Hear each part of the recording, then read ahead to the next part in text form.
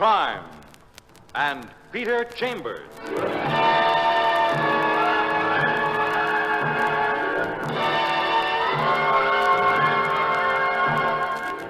Created by Henry Kane, transcribed and starring Dane Clark.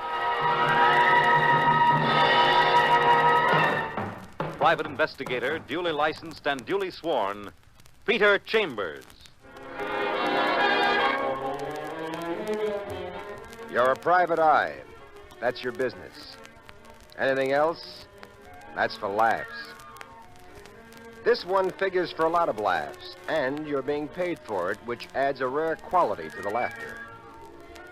You're at the apartment of a jeweler, George Reiner, and you're being invited to a masquerade party at the Riverdale mansion of a famous, or is it infamous millionaire, Robbie Tamville. And who hasn't heard of Robbie Tamville? And I'd like you to get there before I do, Mr. Chambers. All the arrangements have been made. What will you wear? Well, I don't quite know, Mr. Reiner. You've sprung this on me rather quick-like. Oh, man of your resourcefulness. Come now, Mr. Chambers. Think of your reputation. Yeah, I'm thinking. Tonight, 8 o'clock. Well, let me see now. Well, I've got an idea. Something that's never been done before. Yes? Pirate's costume. Good. No patch over the eye. Very good. And just so that I'll be sure, don't wear a sword. Then I'll know for certain that you're my pirate. Okay, Mr. Reiner, I'll be your pirate. No cutlass, no patch. Now, let's get back to the business end of the deal, please. Well, sir, you've heard of the Opal of Ramses? Opal? Well, yes. Owned by King Ramses, and a priceless objet d'art. Only wasn't it supposed to have brought hard luck to this ancient Egyptian king and hard luck to everyone that's owned it since it was dug up? Oh, sure, Mr. Chambers. Superstition. Pure, baseless superstition. So how come Robbie Tamville is so anxious to get rid of it? Well, he's had a run of bad luck, and now that it is offered for sale, I have the opportunity to purchase it. Yeah, you and this, what's his name? William Zuckel. And good old eccentric Tamville makes it a bidding contest between you and this, William Zucco. I'm to come dressed as a clown. There's the costume. Do you like it? Yeah, it's peachy. William Zucco is coming dressed as a Persian prince. Anyway, one way or another, tonight, Robbie Tamville gets rid of the ring. Yes, he'll have the opal there tonight at the party. First, he'll interview Zucco, and then he'll interview me. Whoever bids highest, that one gets the ring. There'll be contracts to sign, and then the cash is to be deposited with his bankers tomorrow. How much is that thing worth? Oh, about $250,000. I know a collector right now who'd pay $200,000. And my job? To accompany me back to town as bodyguard, and to remain with me as custodian of the opal until I can reach my office tomorrow, and where proper transferals of insurance can be executed. Okay, I'll see you tonight. I'll be there, Petey the pirate. Afternoon, Mr. Reiner. And remember, you know the costume. I'm the clown.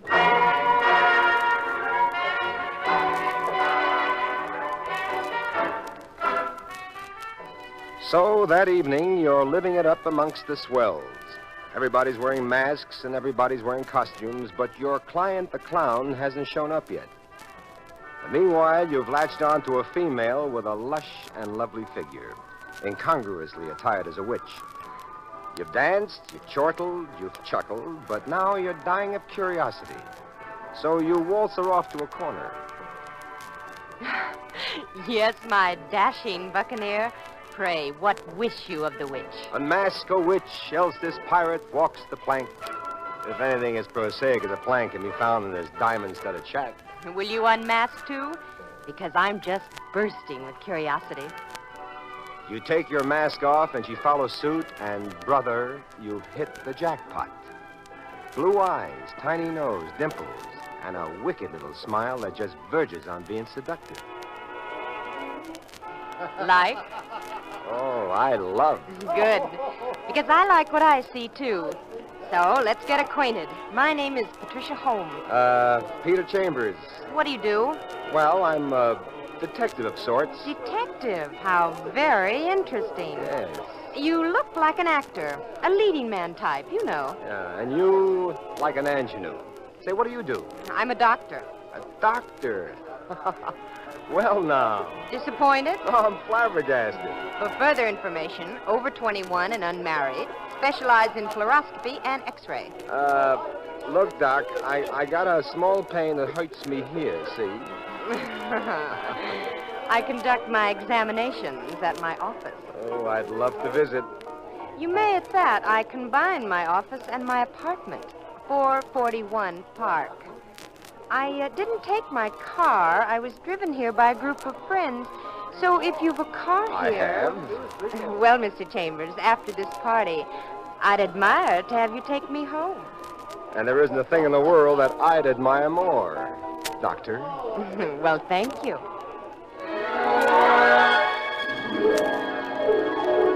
But all the while you're talking, some joker's jostling you from the rear. True enough, the joint is crowded, but that crowded it ain't.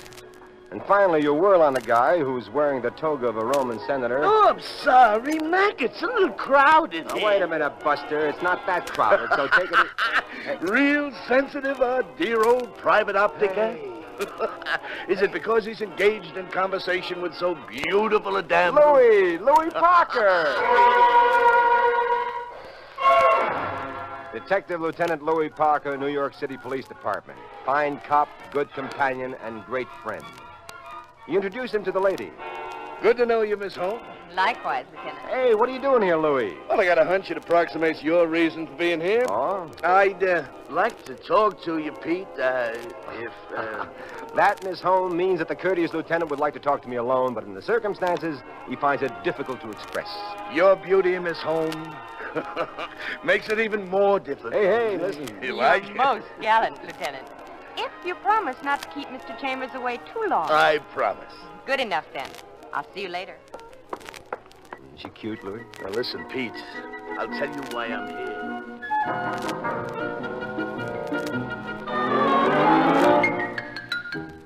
Develops Tamville isn't too eccentric after all. What with carrying that opal ring around on his person, he invites Parker to his party so as he can have some law and order around the house, just in case. You give Louis the dope on why you're present. Which means that outside of you and me and Tamville, the only ones who know that this ring is here tonight are George Reiner and this William Zucco. That's straight from the horse's mouth, which is Tamville. Now, Pete... Hey, look. You look, and you see the Persian prince strolling out to the garden. He looks hot, and he's taking off his mask. Let's go join him, Petey, just for the heck of it, huh? Yeah, it's cooler out there. Mustn't forget the bottle. Oh, we mustn't. This is Parker's night for relaxation.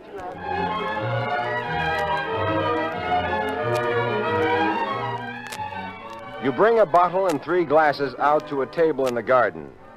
The Persian prince is nearby, mask off. You call him over, introduce him, and offer a drink. William Zucco is a tall guy whose black eyes give off about as much expression as a couple of shuttered windows in an empty house. You're about to hand him his glass when it slips to the ground. Well, you can't hand a Persian prince a dirty glass, so you pick it up, wipe it clean with a handkerchief, and you try again.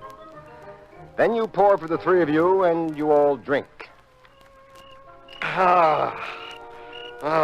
That hits the spot, as they say. Thank you, Mr. Chambers. Would you like another, as they say? No, thank you.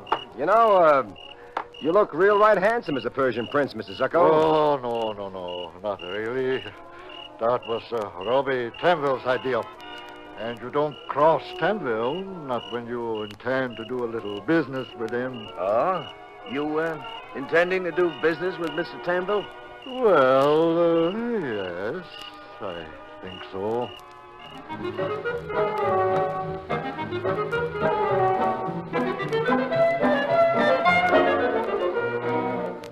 Just then, a butler comes out and tells Zucco that Tamville is ready to see him. You all go back into the house, and the butler opens an oak door for William Zucco. You can see inside. It's a big room with wide French windows on the far side opening to another garden. Tamville's inside, the only guy at the party not in costume. Zucco goes in, and the door closes. You lose Parker, and you find Patricia home again, and you keep her with you. And finally, Zucco comes out and goes up a flight of stairs, and then, not 5 minutes later, your client, the clown, appears. You wave to him, but he doesn't wave back. He proceeds directly to the oak door, goes in, and then... The shots are from Tambell's room, and you and Parker bust in there fast. The French windows are wide open. There's no one in the room except Tambell, and he's very dead. All right, everybody out of here. I'm Detective Parker, police. Now get them out, please. Everybody out. Come on, you stick around, Petey. Out. That's right, out. Nice, huh? Yeah.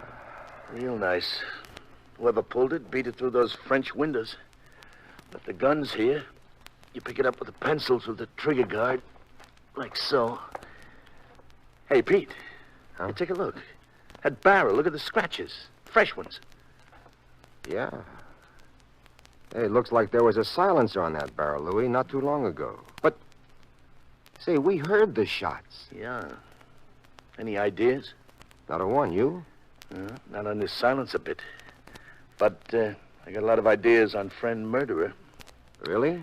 You saw who came in here last? Well, yeah. Yeah, your client, that's who.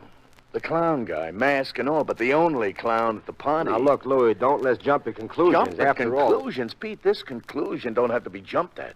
This comes up, it hits you on the jaw like a hook from Marciano.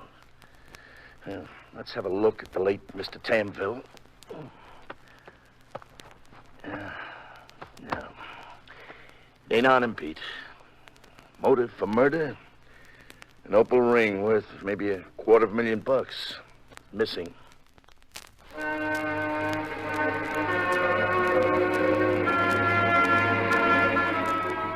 "15 minutes later, the joint is jumping with cops. The search of the ground turns up a clown's costume. And an idea starts to percolate in your mind. So you do a little searching, too. You pick up an item which might be of unusual interest, and you safely deposit it in your car. No guest is permitted to leave until he or she is thoroughly searched by an expert. And that turns up nothing, no opal ring. But the search of the guest does develop one item of importance. One guest is missing. Your client, Mr. George Reiner. Driving down in the car, there's Patricia Home, there's Parker, and there's you. Mr. George Reiner.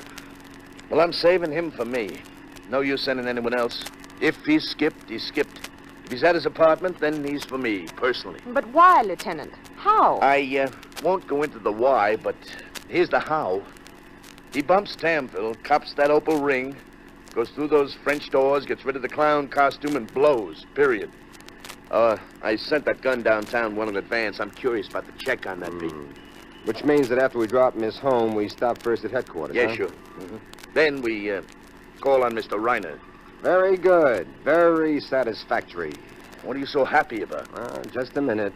What are you reaching in the glove compartment for? This. Glass? Well, what's Handle it gingerly, Lieutenant. You're going to do a fingerprint check on it. Now, one set figures to be mine. I'm very curious about the other set. Where did you get that glass? Stole it, a memento from Tambell's party. Hey, Louis, will you have that fingerprint check done for me? Sure, Petey. If you insist.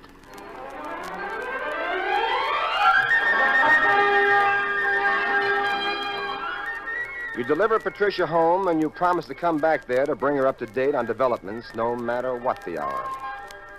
And then you deliver Parker to headquarters, and you wait in the car while he goes in with the glass. When he comes out, he's got a peculiar glint in his eye. He tells you the fingerprint checks on the glass will take some time, but that he's put a rush on it. And then he clams. And when Parker clams, he's tighter than a barfly at curfew time. And finally, you're at George Reiner's apartment. Oh, Mr. Chambers, I'm so glad to see you. But Parker pushes through and shoves a gun under his nose. Mr. Reiner, is this your gun? Wait, let me see. Yes, it's my gun. Well, it's nice of you to admit it, but whether you admit it or not, the serial numbers prove it's your gun. Fingerprints on it are smudges, but ballistics show this gun killed him. Now, any way you look at it, kiddo, you're up the creek. Killed whom? Oh, will you look at him making with the innocent baby act. Killed Robbie Tamville. Robbie Tamville. Mr. Chambers, is this true? Yep. Well, Who is this man? Lieutenant Louis Parker, homicide, who thought he was going to have an evening of relaxation. You deny that you killed him? You stole that ring, that opal from King Tut or one of those other wrapped-up mummies? Of course I deny it. Brother, you were seen to go into his room. The shots were heard. The gun was yours. The bullets from the gun killed him. The French windows were open. The clown costume was found on the grounds. You were the only guest missing. And you knew he had the opal on him. Now, where's the ring? I don't have it. Now, look, you don't... Wait a minute, Louis. Just a minute now. Mr. Reiner, you heard the lieutenant. Yes? Do you have any explanation? Well, I can only tell you what happened. Well, what did happen, Mr. Reiner? Well, sometime after you left, my doorbell rang. I answered it, opened the door, but there seemed to be no one there. I stuck my head out and was struck on the back of the head. That's all I remember. When I regained consciousness, I was bound and gagged. It took me hours to untie myself. When I finally did, I looked about thinking it was a robbery, trying to see what was stolen. Was anything stolen? Well, just my clown's costume and my gun. Okay, Mr. Reiner. Suppose, just for the sake of my friend here, whose client you are, suppose I try to buy your story. Now, show us some proof, huh? Where's the rope that bound you, or is it wire or tape, maybe? And the gag around your mouth? Where I'm is sorry, Lieutenant. I was bound by a couple of my neckties, and the gag was one of my own handkerchiefs. But I do have a bump on my head. Oh, I'm sorry, Pete. I gotta take this guy downtown.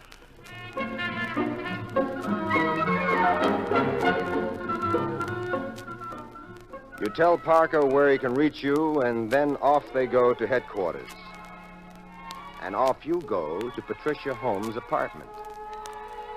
Dr. Holmes is comfortable in satin lounging pajamas, and no doctor ever looked better in lounging pajamas. You bring her up to date on your facts, and then she takes you about, showing you her equipment, the fluoroscopes and the x-ray machines.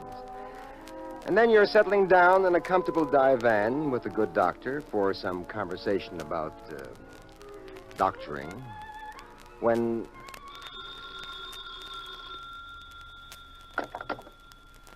Hello?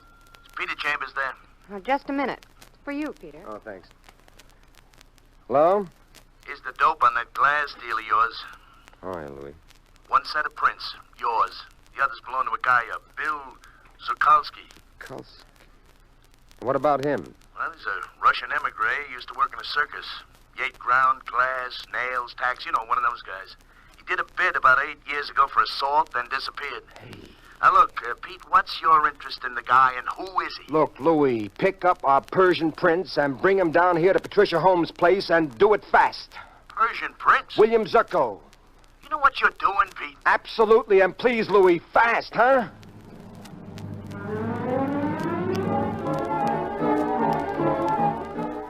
Half an hour later, Parker shows at William Zucco. You don't waste any time. You accuse Zucco of the murder of Robbie Tamville and the theft of the opal ring. You are talking through your hat, mister. If I had that opal on me, they'd have found it. I didn't have it, and I don't have it. Oh, yes, you have. Have I? Then prove it instead of talking like a big guy and doing nothing. Talk is cheap. Proof. Prove it. Demonstrate.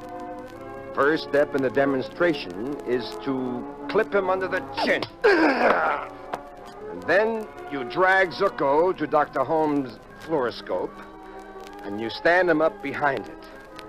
And she starts the do-jigger going. Hey, I see it.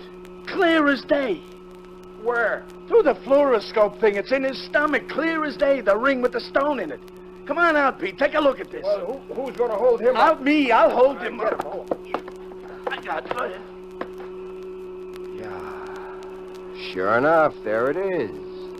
William Zucco, born Bill Zukalski, who can swallow nails and tacks and glass. Oh, what a hideaway, eh, Louis? Yeah. How can you frisk a guy when he's got the loot in his stomach?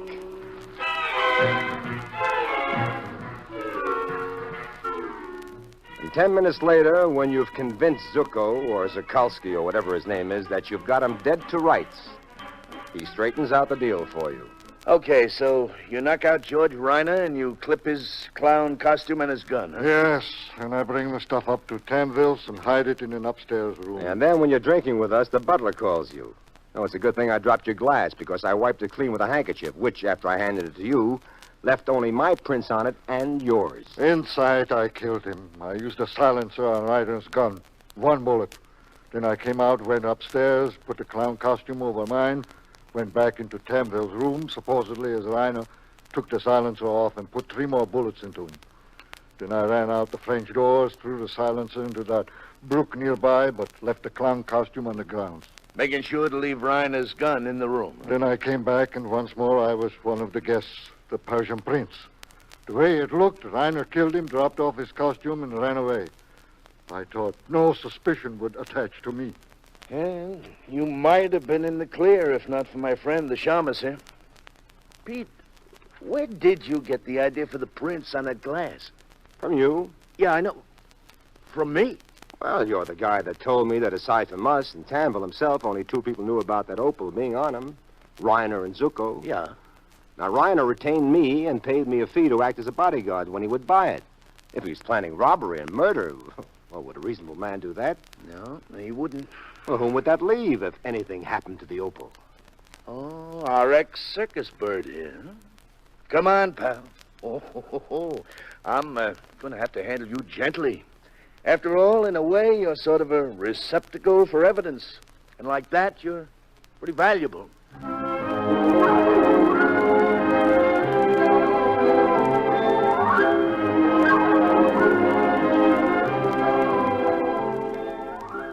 And so, after Parker and the valuable Mr. Zucco take their departure, you and the darling Dr. Patricia Holm finally settle down to some quiet conversation and peaceful tete-a-tete. Oh, you Peter Chambers, you. Oh, Doctor.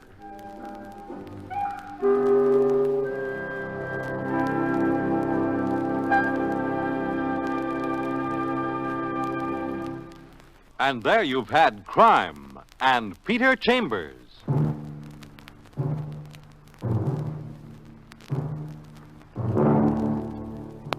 Dane Clark was starred as Peter Chambers. Crime and Peter Chambers, transcribed, was created and written by Henry Kane. Others in the cast were Bill Zuckert, heard as Lieutenant Parker, Joe Boland as Reiner, and Nancy Wilder as Patricia. It was directed by Fred Way. This is Fred Collins inviting you to tune in next week, same time, same station, for Dane Clark in Crime and Peter Chambers.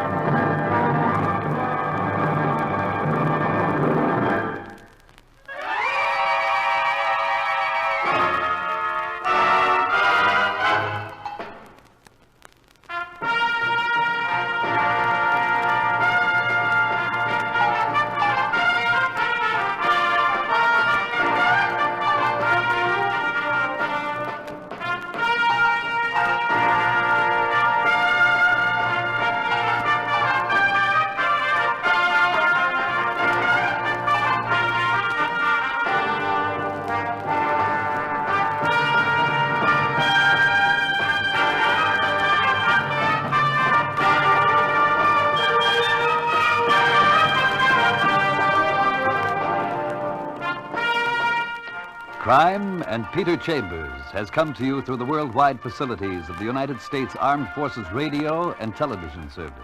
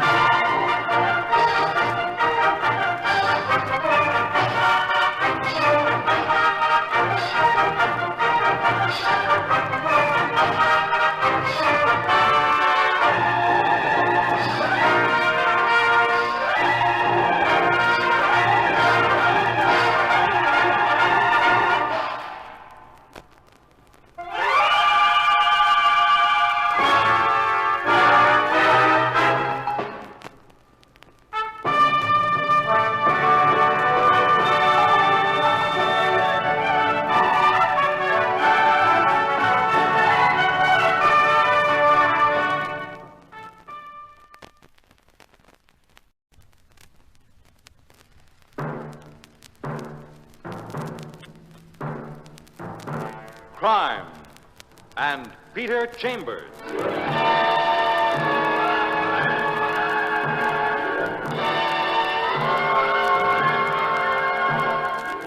Created by Henry Kane, transcribed and starring Dane Clark. Private investigator, duly licensed and duly sworn, Peter Chambers. You're a private eye. That's your business. Anything else? That's for laughs. This one figures for a lot of laughs, and you're being paid for it, which adds a rare quality to the laughter. You're at the apartment of a jeweler, George Reiner, and you're being invited to a masquerade party at the Riverdale mansion of a famous, or is it infamous millionaire, Robbie Tamville. And who hasn't heard of Robbie Tamville? And I'd like you to get there before I do, Mr. Chambers. All the arrangements have been made. What will you wear? Well, I don't quite know, Mr. Reiner. You've sprung this on me rather quick-like. Oh, man of your resourcefulness. Come now, Mr. Chambers.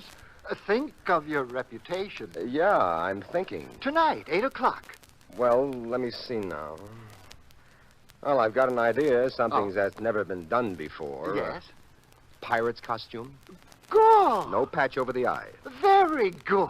And just so that I'll be sure, don't wear a sword. Then I'll know for certain that you're my pirate. Okay, Mr. Reiner, I'll be your pirate. No cutlass, no patch. Now, let's get back to the business end of the deal, please. Well, sir, you've heard of the Opal of Ramses? Opal? Well, yes. Owned by King Ramses, and a priceless objet d'art. Only wasn't it supposed to have brought hard luck to this ancient Egyptian king and hard luck to everyone that's owned it since it was dug up? Oh, sure, Mr. Chambers. Superstition. Pure, baseless superstition. So how come Robbie Tamville is so anxious to get rid of it? Well, he's had a run of bad luck, and now that it is offered for sale, I have the opportunity to purchase it. Yeah, you and this, what's his name? William Zuckel. And good old eccentric Tamville makes it a bidding contest between you and this, William